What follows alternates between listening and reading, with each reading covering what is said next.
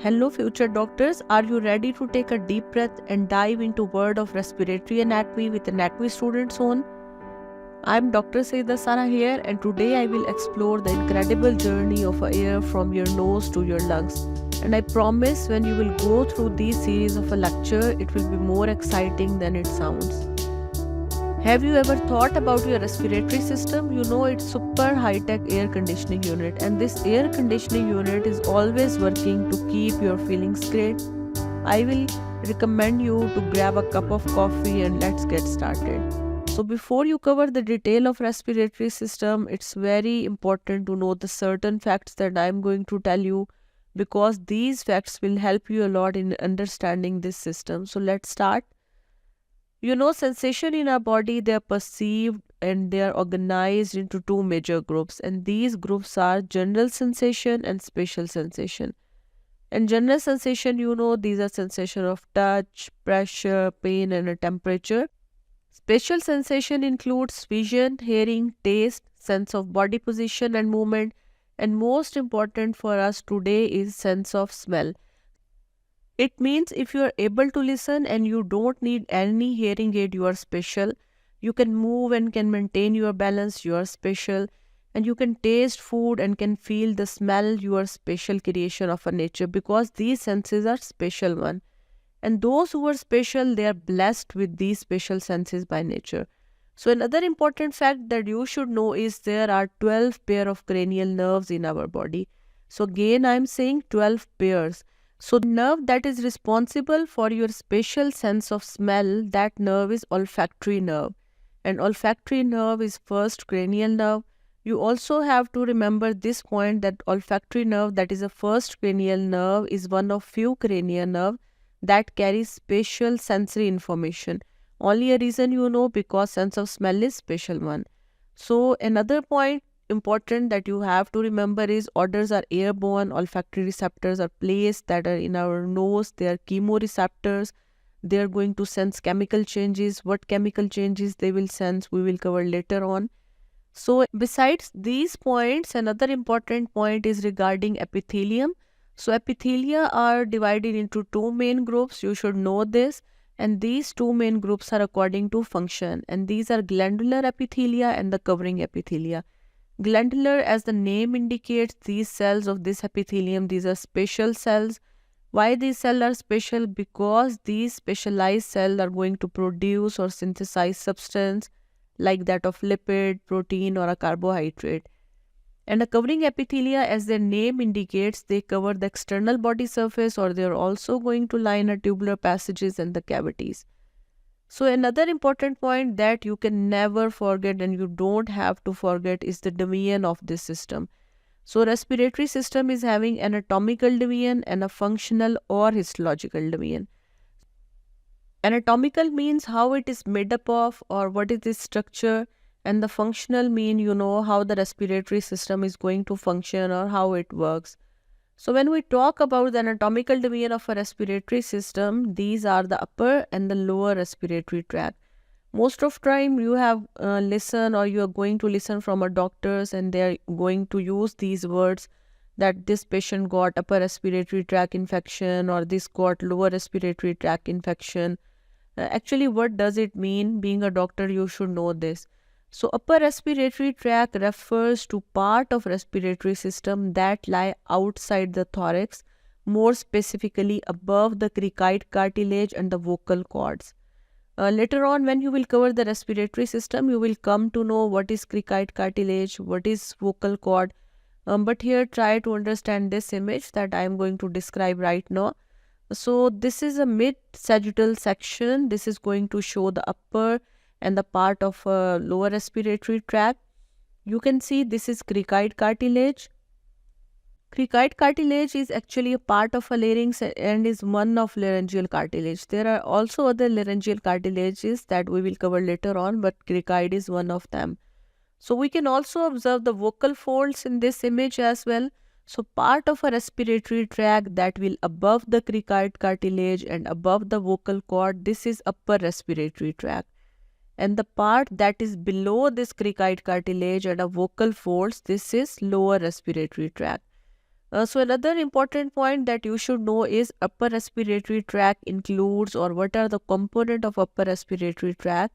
So these are going to start from nasal cavity, these are paranasal sinuses, pharynx, and the superior portion of larynx. While if I talk about lower respiratory tract, as I told you, this is a part of respiratory system that is below cricoid cartilage and the vocal cords, and it includes inferior part of larynx, trachea, bronchi, and lungs. So, have you observed that the larynx, that is a part, it is also included both in upper and the lower respiratory tract.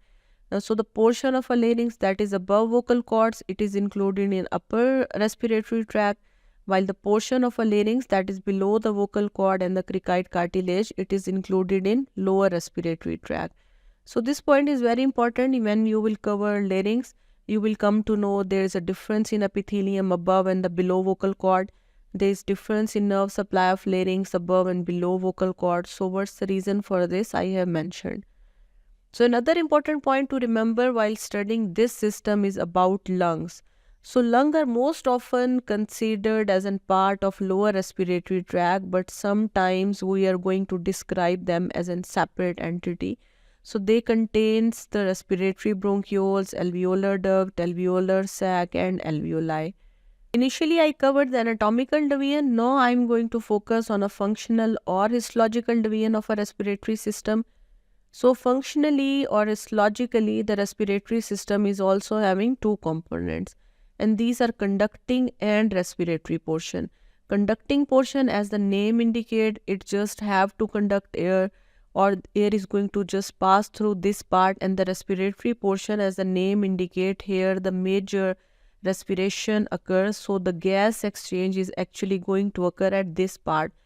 Here in this image, the histological or the functional division of respiratory system are shown, and you can see the conducting part where no gas exchange occur. Conducting portion is doing conditioning of air in a form of temperature adjustment, humidity. Besides this, conducting part also cleans and purifies the inspired air that we are going to breathe in, and it provides a healthy pure air to alveoli where actual gas exchange will occur. So conducting portion consists of nasal cavity, pharynx, larynx, trachea, bronchi, bronchioles, and a terminal bronchioles. While the respiratory part consists of, as the name indicates, respiratory, so it starts from respiratory bronchiole, alveolar duct, alveolar sac, and here in these parts, actual gas exchange take place.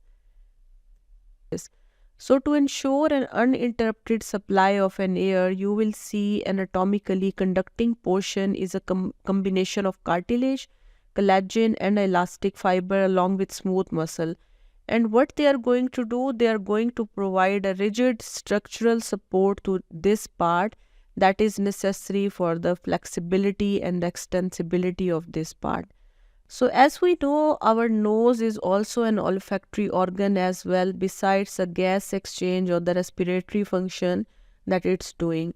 That's why this system consists of, or this system is having two type of epithelium. So epithelium in the respiratory system will be respiratory epithelium and olfactory epithelium. And we also know that the primary function of respiratory system is to facilitate gas exchange, and that is oxygen and the carbon dioxide exchange between the blood and the environment.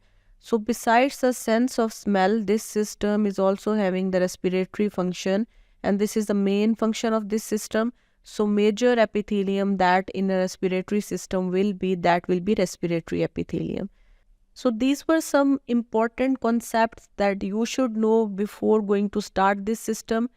At end, I will summarize the function of respiratory system besides the gas exchange and the olfactory function. You also know this system helps in voice production. It also helps in pH regulation, heat regulation, and it also protects us from inhaled pathogen that are present in the air that we are going to inspire. So I will recommend you, when you have to read this system or when you have to learn this, go in a sequence. Start from upper respiratory tract, cover its component that I told you. These are nose, paranasal sinuses, pharynx, and the larynx. After that, move to a lower respiratory tract that also includes a part of a larynx. trachea, bronchi, and at end you will cover the detail of lungs. So that was all about introduction of this system. Some important facts I covered, type of sensations I covered, orders, what these are, olfactory receptors, basically are chemoreceptors, how many cranial nerves are there, and olfactory nerve is of course the first one. I also covered the anatomical and the functional division of this system, and I also covered the type of epithelia which are respiratory and olfactory in a respiratory system. In next part of this series, I will first cover the functional histology of a respiratory system. Why functional histology? I will explain you all this. Till then, be happy, enjoy learning, and don't forget to hit on bell icon, like and subscribe this channel. Thank you so much.